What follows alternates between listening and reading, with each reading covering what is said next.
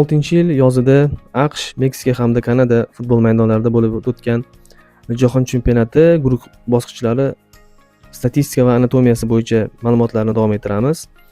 Navbat J guruhiga yetib keldi. Unda yaqqol peshqadam Argentina terma jamoasi 9 ochko bilan, Yevropa mintaqasi vakili Avstriya 4 ochko, Afrika jamoasi Jazoir 4 ochko.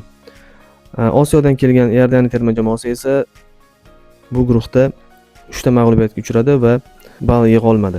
Argentina terma jamoasi o'rtacha yoshi 27.4, ofsaydlar soni 7 ta, zarbalar soni 48 ta, 3 ta sariq kartochka olishdi.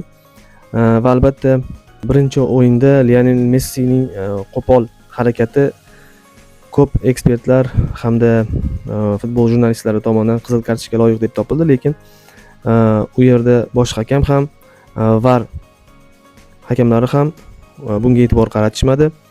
Lionel Scaloni 4-3-3 sxemasidan foydalandi va vaqti bilan 3-5-2 ga o'zgartirish kiritdi. Avstriya terma jamoasi to'pga egalik qilish bo'yicha 51% ni tashkil etdi. Maydonga tushgan o'yinchilar soni 17 ta. Murabbiy Ralf Rangnick 4-2-3-1 sxemasidan barqaror foydalandi. Jazoir terma jamoasi 4 ochko jamg'arganini yuqorida aytib o'tdik.